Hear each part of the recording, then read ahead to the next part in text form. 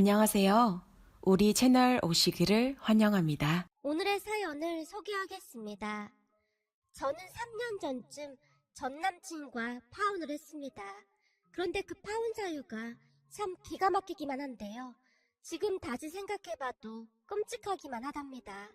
글의 흐름상 전 남친 호칭을 그냥 남친이라고 사용하겠습니다. 남친과 저는 대학 때부터 만나오던 사이였어요. 그랬기에 대학 동기들 사이에서도 워낙 유명한 커플 중에 하나였고요. 저는 남친이 군대에 가 있는 동안에도 고무신을 거꾸로 신지 않고 끝까지 남친을 기다렸습니다. 그때 당시 남친과 저는 정말 많이 사랑하고 있었거든요. 얼마 뒤 둘 다 취업을 한 뒤 슬슬 결혼 이야기가 나오기 시작했고 우리는 양가 부모님께 인사를 드렸습니다. 우선 남친이 우리 집에 먼저 와서 인사를 했는데요. 워낙 대학 때부터 사귀던 사이였기에 별다른 말 없이 바로 허락해 주셨어요. 그런데 그 뒤 남친네 본가에 가서 문제가 생겼는데요. 그날 저는 정말 어마어마한 일을 겪었답니다. 우선 평소 남친의 행동에서 별다른 문제를 느끼거나 그런 적이 없었기에 남친 가족들이 어떠한지 전혀 모르고 있었어요.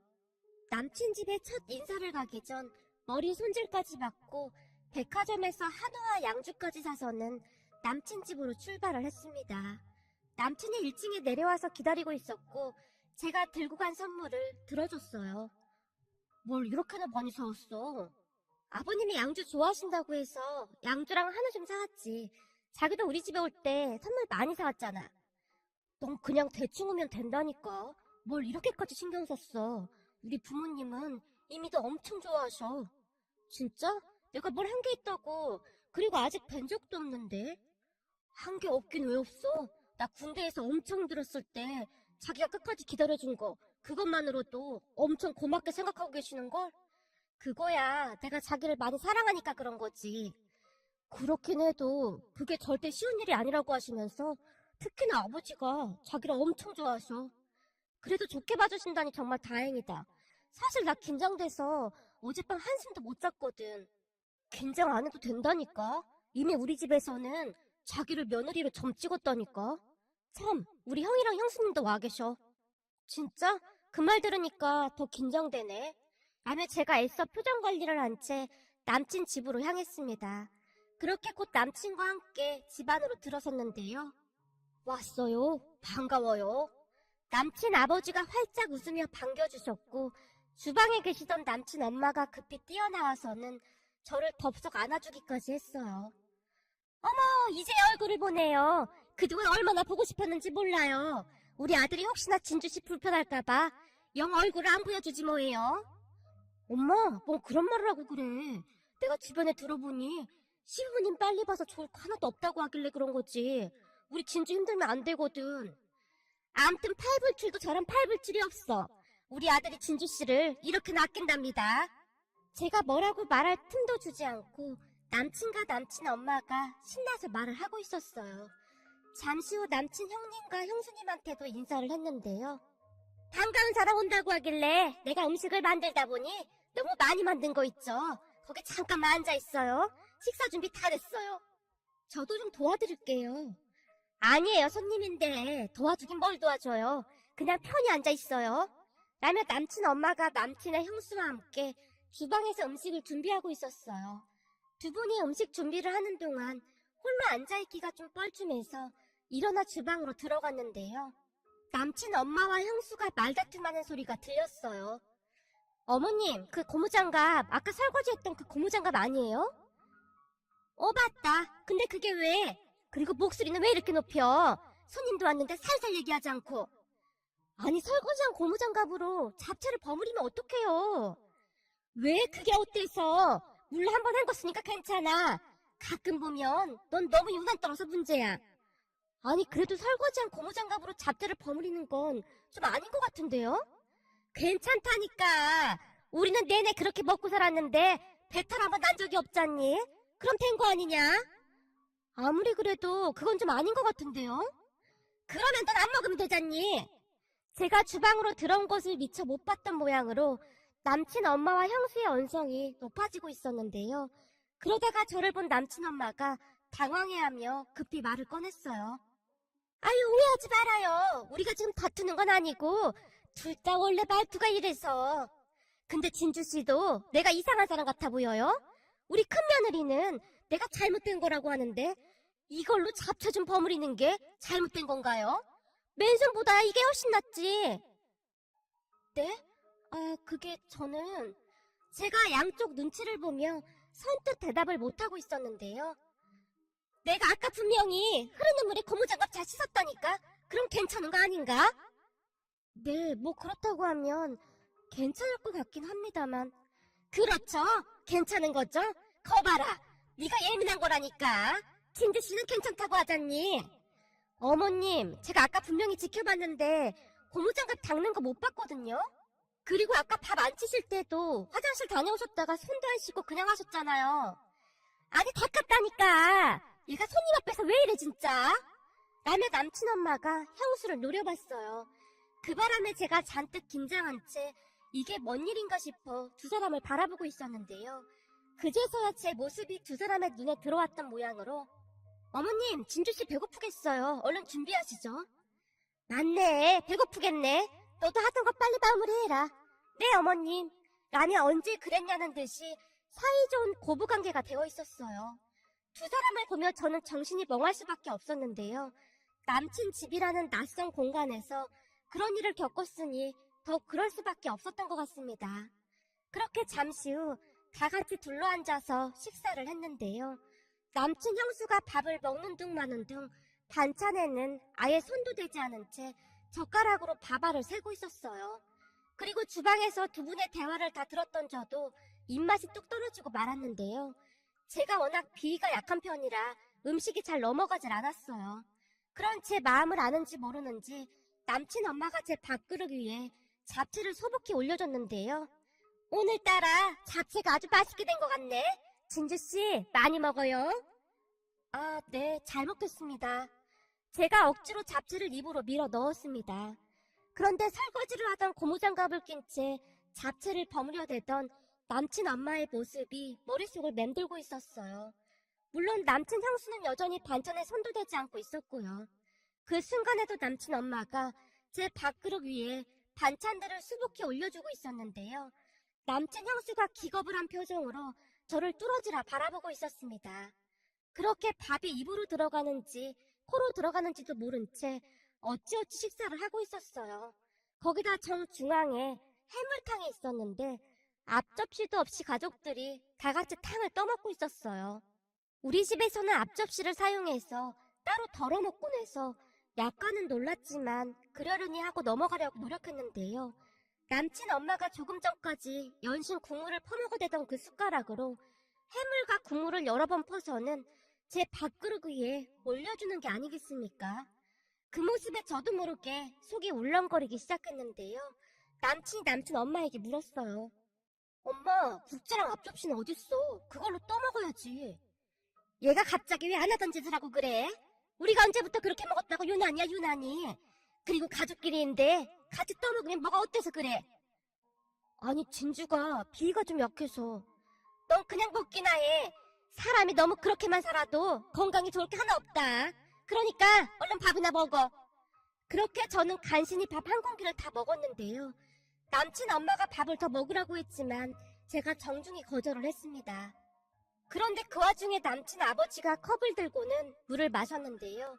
마치 가글을 하듯이 입에서 물을 오물오물거리더니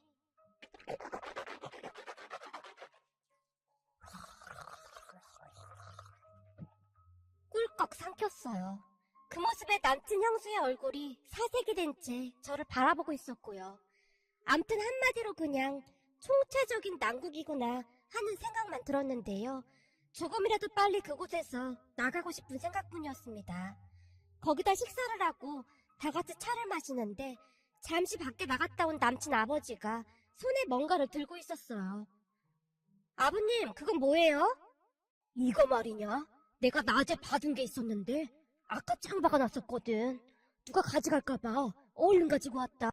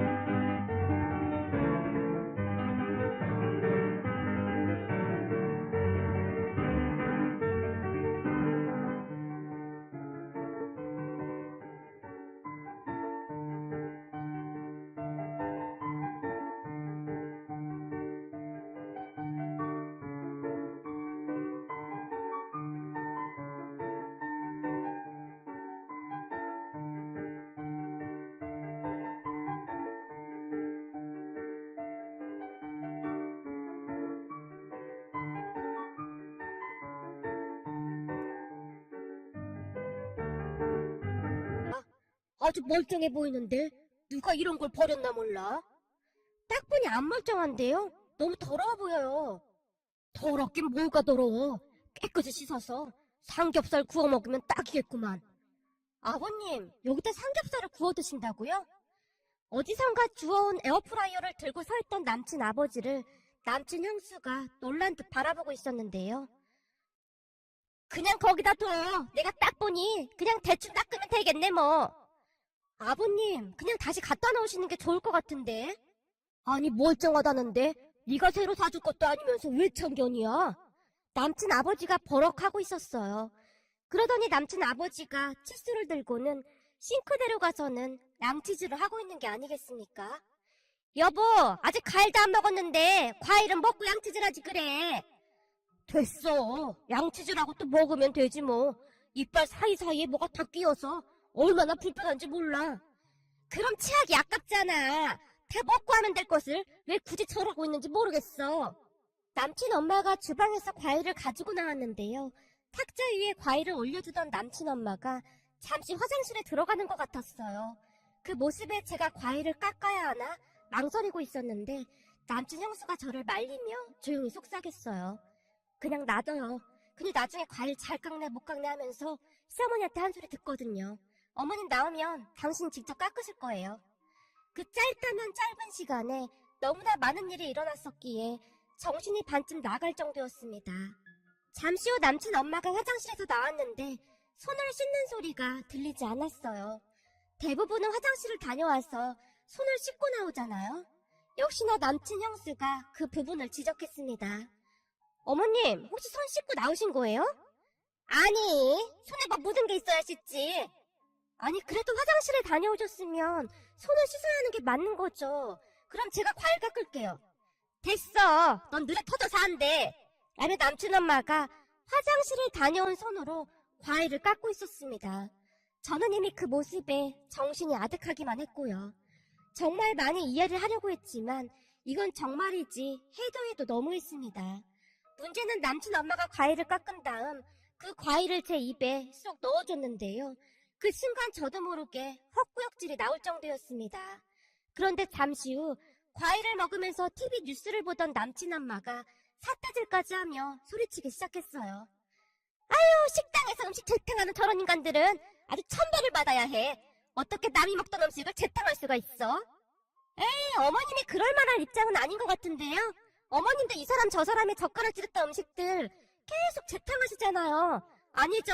재탕 3단까지 하잖아요. 그거랑 저거랑 다를 게 뭐가 있어요? 뭐야? 그거랑 저거랑은 당연히 다른 거지. 우리는 가족이 먹던 건데 그게 뭐가 어때서 그러냐? 제가 웬만하면 이런 말 안 하는데 남친 형수도 참 대단했는데요. 남친 엄마의 말에 단 한마디도 지지 않았거든요. 얘, 넌 왜 나만 가지고 그렇게 시비를 걸어대는 거냐? 아니, 시비가 아니라 말이 그렇다는 거죠. 어머님도 생각해보세요. 그 반찬들을 꼭 저 올 때만 내놓잖아요? 그러니 제 기분이 어떻겠어요? 아니, 그래서 네가 그 반찬을 먹기나 했냐? 어차피 넌 잘 먹지도 않잖니. 근데 뭘 그렇게 꼬투리를 잡아대는 거냐고. 남친 엄마와 형수가 서로를 노려본 채 말을 이어가고 있었는데 남친 형님이 그런 둘을 말렸습니다. 남친 집에 들어온 지 얼마 되지도 않은 것 같은데 마치 10시간 이상은 있었던 것 같은 그런 피곤함이 느껴졌습니다. 그런 와중에도 남친 엄마는 제게 이것저것 물어봤는데요. 무슨 말을 했는지도 잘 기억이 나지 않습니다. 다만 그곳에서 빨리 탈출하고만 싶었거든요. 그렇게 잠시 후 드디어 남친네 집에서 나올 수 있었는데요. 남친이 저를 따라 나왔어요. 그런 남친에게 제가 물었습니다. 저기 자기네 집 원래 분위기가 이런 거야? 우리 집 분위기가 왜? 아니, 그냥 우리 집하고 분위기가 너무 다른 것 같아서. 자기네 집하고 다르긴 뭐가 다르다는 거야? 자기도 봤으면 알 거 아냐. 저기 말이야, 난 자기네 형수님 생각하고 같아. 아니, 우리 형수님하고 생각이 같다니? 그게 무슨 말이야? 순간 남친의 얼굴이 시뻘겋게 달아올라 있었어요. 아니, 설거지한 고무장갑으로 잡채를 버무리는 것도 그렇고 그래도 내가 명색이 결혼할 사람이라고 인사했는데 싱크대에서 양치질을 하시는 것도 좀 그랬어. 좀 많이 당황스럽더라고. 우리 엄마가 손 안 씻고 과일 깎은 거 그런 게 다 마음에 안 들었다 그 말인 거네. 아니, 마음에 안 들었다기보다 이게 뭐랄까, 우리 집이랑은 너무 다르다 그 말인 거지. 그 말이 그 말 아니야? 그니까 넌 지금 우리 집안을 무시하고 있다 그 말인 거지? 아니, 뭘 또 그렇게까지 말하고 그래. 난 그냥 좀 다르다 그 말을 한 것뿐이잖아. 그리고 자기도 잘 알다시피 내가 비위가 많이 약한 것도 있고 해서 아마도 더 그럴 수도 있는 것 같고. 근데 자기 평소답지 않게 왜 이렇게 흥분하고 그래? 내가 지금 흥분 안 하게 생겼어? 너도 딱 보니 우리 형수랑 똑같은 사람 같아 보인다. 너도 봤지? 우리 형수가 엄마한테 말대꾸하는 거. 어떻게 가정교육을 받았으면 감히 며느리가 시어머니한테 그런 행동을 할 수가 있는 거냐? 근데 지금 네가 말하는 거 보니 너도 우리 형수랑 별반 다를 게 없어 보인다. 얼굴까지 시뻘개진 채 남친이 제게 쏘아붙였어요. 아니 자기야, 내가 볼 때 형수님 말이 좀 심했던 것도 사실이긴 한데 그래도 틀린 말을 한 건 아닌 것 같은데? 뭘 그렇게까지 말을 해? 야, 됐다. 너 딱 보니 결혼하고 나서 우리 부모님 엄청 무시하게 생겼네. 얼른 가라. 오늘은 더 이상 너하고 말하고 싶지 않으니까. 남친이 저만 덩그러니 남겨둔 채 집 안으로 들어갔어요. 그런 남친을 보며 황당할 수밖에 없었는데요. 그렇잖아요. 모한 놈이 성낸다고 제 입장에서는 정말 황당할 수밖에 없었어요. 그렇게 제가 뒤를 돌아 차가 주차되어 있는 곳으로 가고 있었는데 뒤에서 누군가 저를 불렀습니다. 저기 진주씨! 진주씨! 제가 경황이 없어서 인사도 못 드리고 나왔습니다. 당연하죠. 저 같아도 그랬을 것 같아요. 저기 잠깐 시간 좀 내줄 수 있을까요? 지금이요? 제가 놀란 채 남친 형수를 바라봤는데요. 제가 진주씨한테 긴히 할 얘기가 있어서요. 저한테요? 남친 형수가 저를 데리고 가까운 카페로 들어갔습니다. 진주씨, 오늘 많이 놀랐죠? 네? 조금 놀라긴 했어요. 근데 도련님이 막 뭐라고 한 모양이죠? 그게 저희 집하고 분위기가 너무 다르다고 말했더니 기분이 나빴나 보더라고요. 내가 그럴 줄 알았어요. 우리 도련님 말이죠. 부모님을 아주 끔찍하게 생각하거든요. 그나마 우리 남편은 제 편을 들어주긴 하는데 도련님은 무조건 시부모님 편이에요. 그래서 저도 엄청 싫어하고 있고요. 그동안 꽤 오래 사귀었는데 전혀 모르고 있었어요. 당연하죠. 저도 우리 남편이랑 꽤 오래 사귀었었는데 감쪽같이 몰랐는걸요. 사실 저도 시댁에 첫 인사 갔던 날 뭔가 좀 이상하긴 했거든요. 그냥 남편 하나 믿고 결혼했던 건데 지금은 엄청 후회하고 있어요. 오늘 진주씨가 본 게 전부가 아니거든요. 사람들한테 시댁 어른들 얘기하면 아무도 안 믿을 거지만 완전 상상을 초월해요. 그래서 저는 시댁에 잘 안 가고 있어요. 그리고 도련님은 앞으로도 진주씨 편 절대 안 들어줄걸요? 아마 결혼하고 나면 엄청 힘들 거예요. 결혼이 애들 장난도 아니고 결혼 잘 생각해봐요.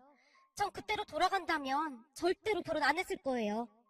남친 형수가 안타깝다는 표정으로 저를 바라봤어요. 아마도 그때부터 조금씩 제 마음이 돌아서고 있었던 것 같습니다. 그 모든 일이 그날 하루에 다 일어났었기에 정신을 차릴 수도 없을 정도였거든요. 거기다 남친의 말도 안 되는 행동에 크게 실망도 했고요. 문제는 그 뒤 남친이 다시 연락조차 하지 않았어요. 그러다가 며칠 뒤 남친이 연락을 해서는 또다시 말도 안 되는 얘기를 하는 게 아니겠습니까? 네가 우리 부모님께 정식으로 사과한다면 나도 이번 한 번은 봐줄게. 뭐? 사과? 내가 뭘 했다고 다짜고짜 사과를 하라고 해?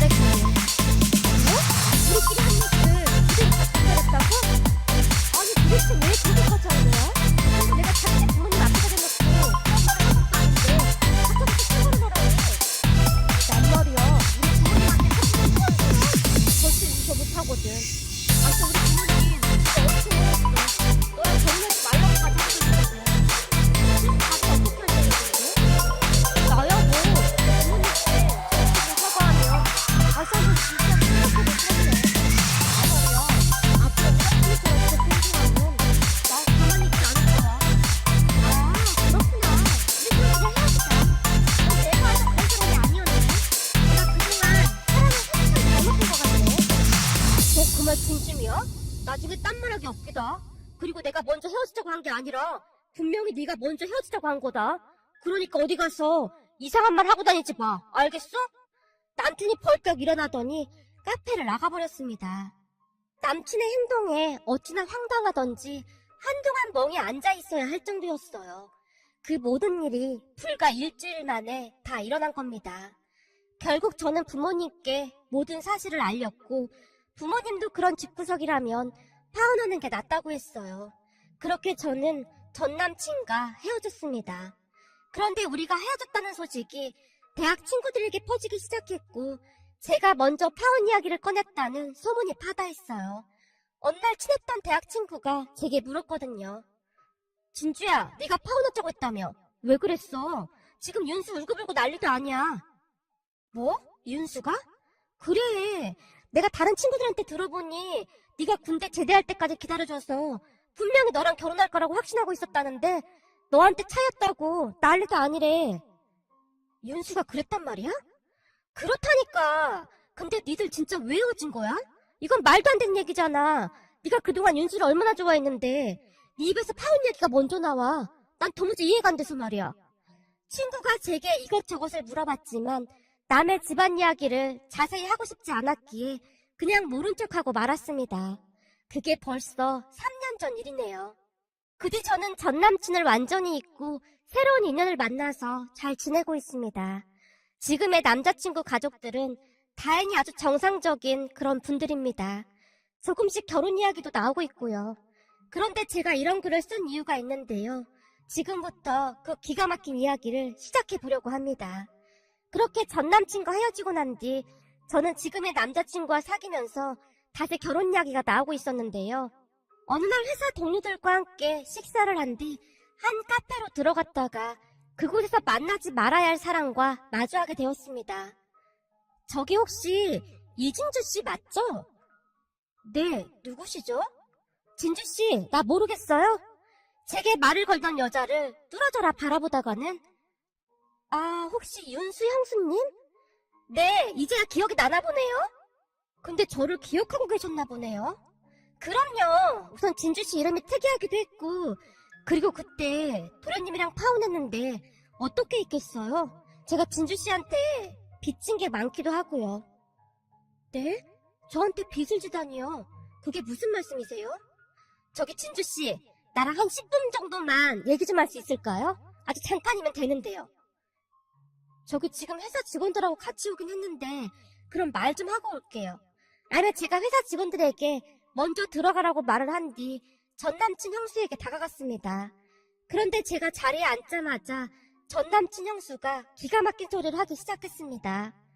우선 제 얘기부터 좀 할게요. 사실 진주 씨랑 도련님 파혼한 뒤로 저도 남편이랑 이혼했어요. 네? 이혼이요? 설마 저한테 말한 것 때문에 이혼하신 거예요? 너무나 놀란 나머지 제가 큰 소리로 묻고 있었어요. 아니요, 그런 건 아니고 사실은 진주 씨가 시댁에 오기 한참 전부터 우리 부부 이혼 이야기가 나오고 있었거든요. 진주 씨, 근데 말이죠. 내가 이 말부터 하고 시작할게요. 진주 씨 그때 도련님하고 파혼한 거 진짜 잘한 거예요. 그때 내가 헤어지라고 했던 건 진짜 진심이었다 그 말이에요. 아니 대체 무슨 말씀을 하시는 거예요? 그게 말이죠. 놀라지 말고 들어요. 사실 진주 씨랑 사귀면서 도련님 다른 여자랑 맞선 봤었어요. 네? 맞선이요? 네. 무슨 사업가 집안이라고 하는데 엄청 부자라고 하면서 시부모님이 도련님한테 진주 씨랑 헤어지고 만나라고 난리도 아니었어요. 근데 도련님이랑 진주 씨가 대학에서부터 만났잖아요. 그래서 도련님이 진주 씨한테 일방적으로 타원 통보를 하게 되면 이래저래 소문도 안 좋게 나고 자기 딴에는 양심의 가책이 느껴진다나 뭐래나. 그렇게 전남친 형수가 모든 것을 사실대로 털어놨는데요. 알고 보니 전남친은 이미 제게 마음을 떠나섰다고 하네요. 그런데 전남친이 군대에 있을 때 정말 힘들어 했었거든요. 그때 그런 전남친 옆에서 제가 많이 위로해주며 챙겨줬었고요. 그 부분 때문에 혹시나 소문이 안 좋게 날까 싶어 제가 스스로 떨어져 나가기를 바라서 그런 짓을 했다고 합니다.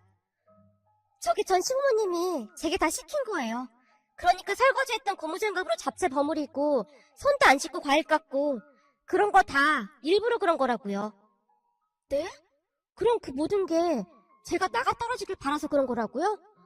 아니, 그냥 헤어져달라고 하면 될 것을 왜 그렇게까지? 한번 생각해보세요. 그때 당시 진주씨가 도련님을 엄청 좋아하고 있었다면서요? 그냥 헤어지자고 하면 울며 불며 떨어져 나갈 것 같지가 않다고 했어요. 그리고 부잣집 여자랑 만나는 거 알고 진주씨가 깽판이라도 부릴까봐 그런 것도 있었겠죠. 거기다 도련님이 엄청 약삭 빠른 사람이라 친구들한테도 이상한 소문나는 게 싫었던 거죠. 그냥 진주씨한테 체했다고 하는 게 훨씬 편했을 거다 그 말입니다. 정말이지 너무 황당하고 어이가 없네요. 도무지 무슨 말을 해야 할지 알 수가 없어서 제가 긴 한숨만 내쉬고 있었는데요. 그리고 내가 진주씨한테 그렇게 했던 이유는 저도 협박 아닌 협박을 받고 있어서 그랬어요. 거짓말한 부분은 진짜 미안했어요. 협박이요? 그건 또 무슨 말씀이세요? 저기 사실 우리가 결혼할 때도 제가 전문대 나온 데다가 친정에 돈도 없다고 시부모님이 엄청 반대를 했었거든요. 진짜 억지로 결혼을 했던 거고요. 근데 그쯤에서 저도 시부모님께 질릴 대로 질려서 이혼 생각하고 있었어요. 전 남친 형수가 목이 타는지 물을 한 모금 마시더니 다시 말을 이어갔습니다. 그렇게 한참 이혼 이야기가 나오는데 전 시모가 제게 조건을 걸더라고요. 도련님 여친이 인사를 하러 오는데 하라는 대로 해주면 위자료까지 챙겨주면서 순수히 이혼시켜주겠다고요. 물론 그때는 저도 제정신이 아니어서 차라리 돈이나 받고 이혼하자 그런 생각만 가득했어요. 그렇잖아요. 젊은 나이에 이혼녀가 되는데 돈이라도 있어야 할 것 같았거든요. 아니 그럼 그런 이유 때문에 저한테 헤어지라고 부추긴 거예요? 내가 진주씨한테 거짓말한 거 진짜 미안한데요. 근데 진주씨를 위해서도 헤어지길 잘한 거예요. 그 집구석에 들어가봤자 완전 막장도 그런 막장이 없거든요. 잘 알다시피 전 시아버지가 작은 사업을 하고 있는데 사실 그렇게 부자도 아니에요. 그냥 일반인들보다 조금 잘 산다고 해야 할까요? 근데 자기들이 무슨 갑부라도 되는 것 마냥 어찌나 거드름을 피워대는지 눈뜨고 볼 수가 없었어요. 우리 부모님한테도 갑질이랑 갑질을 다 부렸거든요. 말을 하던 남친 형수가 잠시 숨을 고른 채 손을 부들부들 떨고 있었어요. 저기 근데 도련님 그 여자랑도 결국 헤어졌잖아요? 진주씨랑 도련님이랑 같은 대학 나왔는데 혹시 친구들한테 뭐 들은 거 없어요? 아니요. 그 뒤 대학 친구들하고 거의 연락 끊고 살았어요. 저한테 차였다고 윤수가 여기저기 말하고 다녀서 제 입장도 좀 그랬거든요. 제일 친한 친구 한 명하고는 연락하고 있긴 한데 워낙 입이 무거운 친구라 저한테 윤수 얘기 듣고도 안 했을 거예요. 근데 그렇게 쇼까지 하면서 저랑 파혼해놓고는 그 여자랑은 왜 헤어진 거예요? 말도 마세요. 그 여자는 아버지 회사가 전 시댁 회사보다 훨씬 더 컸거든요. 그런데 그 여자 아버지 회사가 전 시아버지 회사 원청 회사였거든요. 그랬으니 전 시댁에서는 경사가 난 거나 다름이 없었을 테고요. 한 6달 정도 사귀었나? 여기저기 만나는 거래처 사장들한테 자기가 그제 사위가 될 거라고 신나서 떠벌리고 다닌 모양인데 약간 갑질 비슷한 것도 하면서 마치 목이 깁스한 사람처럼 그러고 다녔나 봐요. 그런데 그 여자집 아버지가 자주성 간 사람으로 보통 얘기가 아니었나 보더라고요. 여기저기서 이상한 말들이 나오기 시작하니까 그 철두철미한 사람이 사람까지 사서 도련님 뒷조사를 하고 다니는 모양이에요. 그 사장님 입장에서야 당연한 거 아니겠어요? 당신 귀한 딸 시집 보내는데 당연히 확인을 해봤겠죠. 결국 얼마 안 가서 다 뽀록이 났고 말이죠. 남친 형수가 아주 속이 시원하다는 듯이 말을 하다가는 잠시 제 눈치를 보면서 다시 말을 이어갔어요. 근데 전 도련님 뒷조사를 하다 보니 진주씨 이야기까지 나왔던 모양이에요. 제 이야기요? 아니 제 이야기가 왜 나와요?